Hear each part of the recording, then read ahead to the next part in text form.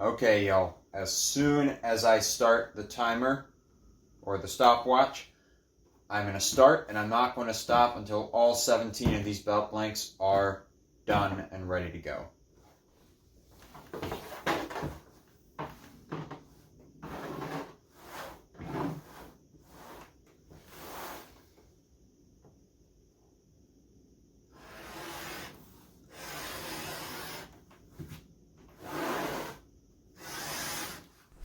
Greetings and salutations, y'all. On this episode, we are going to be making 17 belt blanks in production style, which basically means doing each step for each piece before moving on to the next step for each piece, so on and so forth until you have them done, and doing them like a production shop would. And I'm doing 17 belt blanks, and the original goal was to do them in 17 minutes. As you'll see, that did not happen. So, the first step of doing a belt blank. Well, okay, so I strapped them out. They're 1.5 inches wide. And this leather is just a double shoulder of, I think it's a 9 to 10 ounce. It's either an 8 to 9 or 9 to 10 ounce, which is the thickness of just straight veg tan leather. I got it from Horween. Yeah. And so the first step is going to be grooving them. And the reason you groove them is it's just a light sort of edge decoration. I think everything looks better when you groove it and bevel it. And if you don't, it just looks very incomplete. Now, when you do production style, you're going to have to cut some corners in terms of decoration. So usually what I would do is I would cut these to length, and I would do, I would cut the buckle end at the very least, and then I would have the groover go around the buckle end and everything, and I would do everything nice and fancy. But seeing as I'm doing these for production, and I was getting ready for a show that was happening in like 3 days, and I needed to get these done and then dyed and finished, I just decided to do it this way. Okay, so I'm getting to the last one, and then you'll see I'm going to move on to actually beveling them. And I think I'm using a number 3 or a number 4 edger. It might be, I think it's a number 3 edger from Tandy Leather. It's just an old one that I just have, and I really only use it for belts. In fact, it's probably not even big enough for belts. And what the beveling does is it just takes the corners off of the leather. So yeah, you can see just taking the corners off. And then you would usually, so you do this on the back side, on the flesh side, which I do. And then you would burnish them. I didn't even burnish these. I was going super fast. Well, as fast as I can do in my little shop. So I ended up just grooving them and beveling them, and that's it. I do not show the dyeing process only because my current dye room is in the boiler room, and it looks really, really terrible on camera. So you let me know if you want to see me dye stuff. I think I'm going to do some sleigh bell straps for the winter time. And those I do need to dye after like tooling and carving them. So maybe I'll show that. I don't know. I definitely need to upgrade my beveler. Not for function as much as just because I like the way the nicer ones look, to be honest. The show I was doing was, it was Pumpkin Fest in Highwood, Illinois.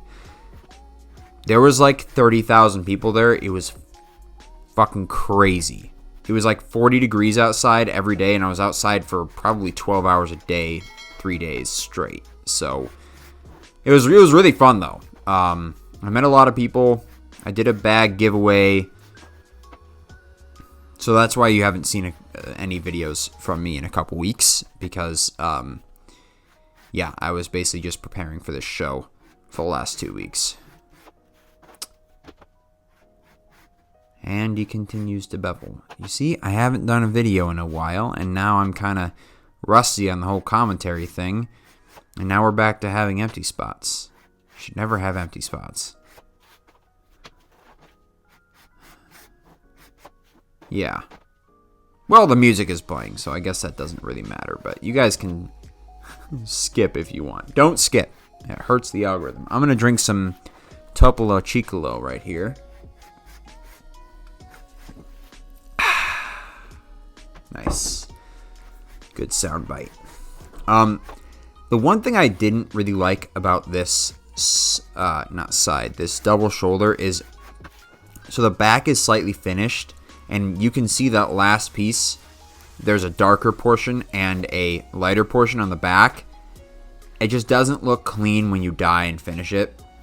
I don't know. I just didn't really like the way that looked. It doesn't really affect it because it's on the flesh side, but still, I definitely prefer consistency for stuff like if I'm doing production stuff. I need it to be consistent. I need each one to be the same. Yeah.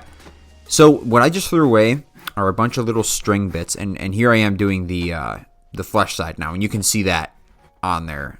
They're different colors. If you are a leather worker and you know what to do with your like grooving strings and your beveling strings, please send me a email or comment on one of these videos. Tell me what you do with them, because they're cool and I would love to use them. I just don't know what to use them for.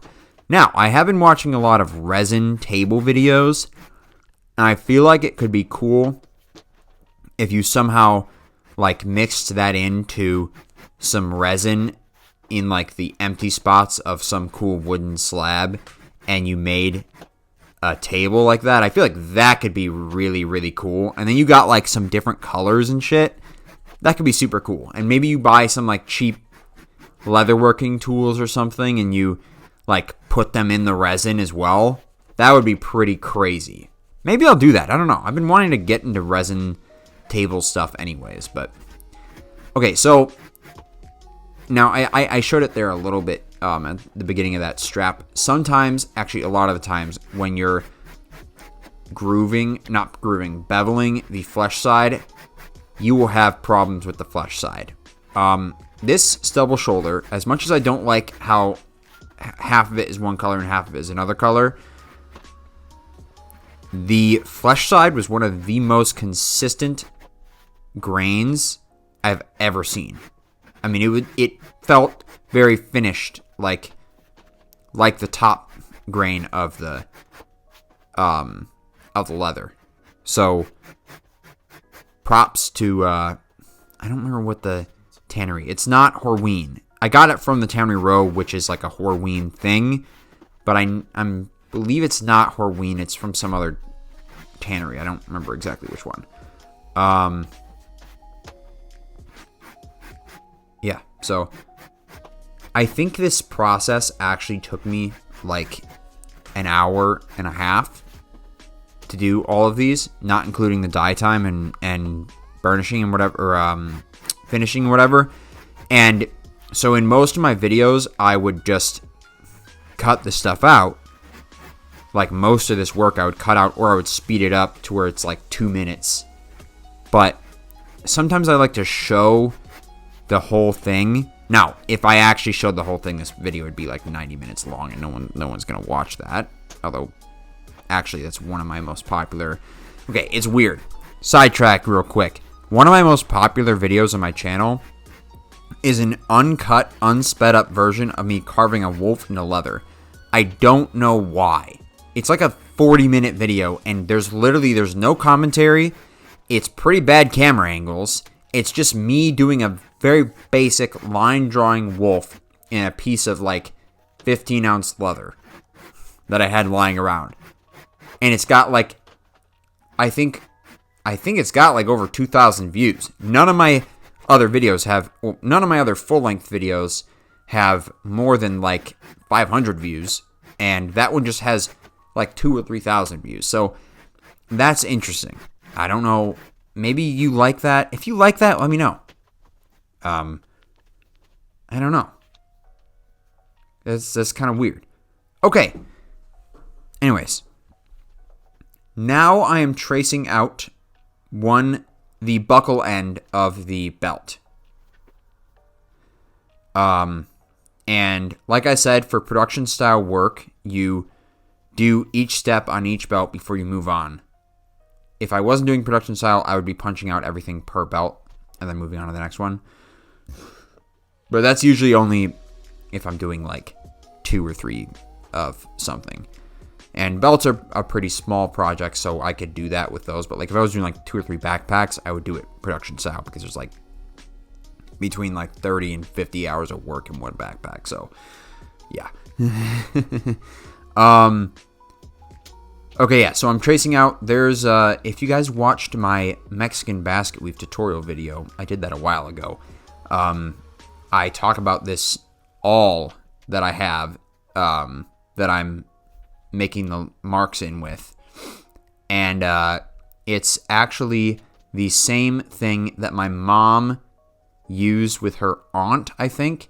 My mom, when she was a little girl, she had a like stuffed bear business, and she would use this awl to poke the holes to sew eyes in, I think is what she told me. And it's been just floating around, and I yoinked it once I started doing leather work, and I try and use it as much as possible. I just love I love anything that has history to it, you know? Okay, so now I am doing the English point on all of these. And you see I'll go and do the oblong and I'll punch the holes on this one. And I think I might do it for 1 or 2 more. But then I realized, like, okay, no, that's too many steps all at once. I'm just going to do the...